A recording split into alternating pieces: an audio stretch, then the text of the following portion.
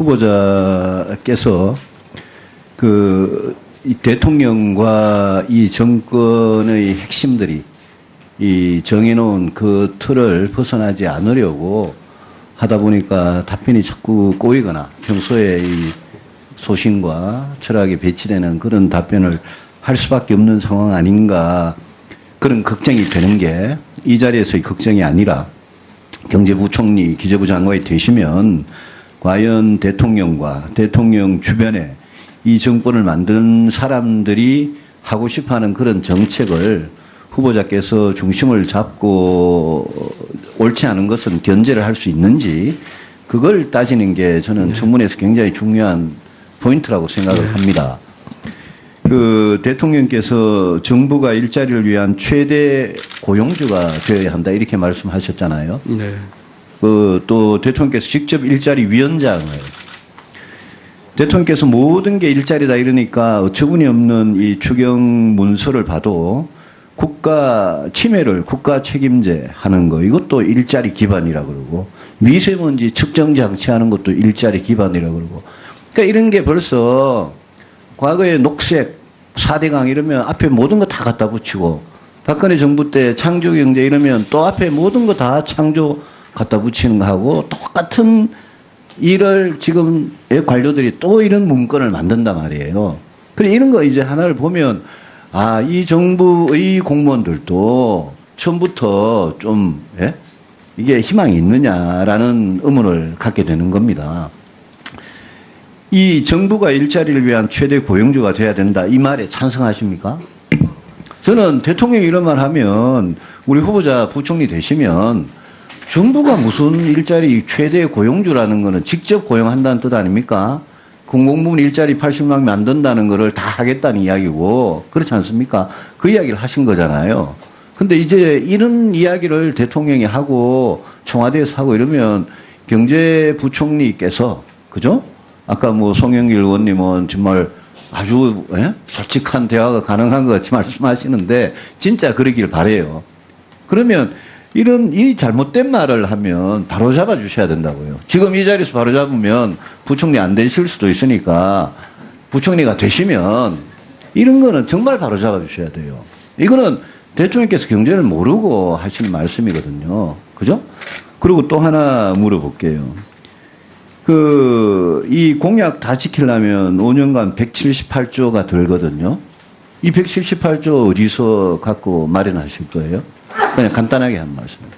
지금 이제 세금을 올릴 겁니까? 아니면 세금 안 올릴 겁니까? 세입 개편과 이제 세출 개편을 이제 같이 해서 이제 조달계에 나와 있는데요. 예. 지금 국가기획자문위원회에서 예. 같이 저희하고 작업을 하고 있습니다. 저희가 주요 공약 온 것들을 지금 면밀히 검토하면서, 그러니까 자꾸 이제 그렇게 답변하시지 말고, 저는 뭐 답변 안 드려도 좋아요. 안 드려도 좋은데, 이 178조 원도 세금 안 올리고는 안 되는 일이라고 저는 뭐 그렇게 봅니다. 보는데 뭐 워낙 예산실장도 하시고 재정금융 비서관도 하셔서 이 정부의 세입 세출이 어떻게 돌아가는지에 대해서는 이미 알고 계시잖아요. 그죠?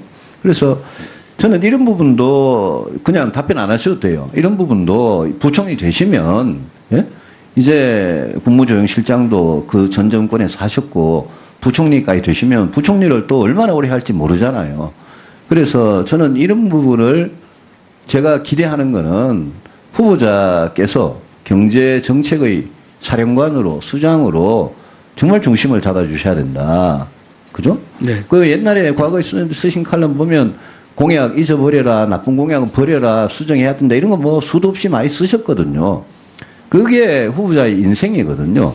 그러니까 너무, 이 대통령, 경제를 잘 모르는 대통령이나 그 주변에 그 소위 뭐 실세 이런 사람들한테 휘둘리지 마시라, 그런 말씀을 드리는 거예요. 부총리가 되시면 뭘 제일 하고 싶으세요? 바로 말씀이십니까? 아니면 크게? 아니요. 부총리 하시는 기간 동안 내가 이거 하나는 좀 해보고 싶다. 이게 뭐예요? 지금으로서는 일자리 문제 좀 신경을 많이 쓰고 싶고요. 일자리가요. 네. 일자리가 성장의 결과물이라는 거는 인정하시죠. 그죠? 이 지난 20년간 자꾸 우리 이 새로 정권 잡은 쪽에서는 말만 나오면 이명박 박근혜 정부 탓을 하시는데 이명박 박근혜 정부가 잘한 거 없어요. 잘한 거 없는데 지금 김대중 노무현 이명박 박근혜 4개 정부를 거치면서 성장률이 5, 4, 3, 2 무슨 뭐 카운트다운 하듯이 이렇게 내려오는 거는 잘 알고 계시잖아요.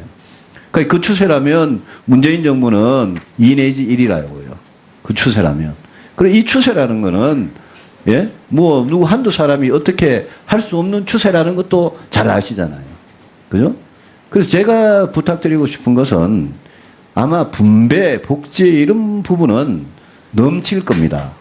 부총리께서 뭐 새로운 아이디어를 안 내셔도 뭐 여러 부처에서 그냥 넘칠 거라고요.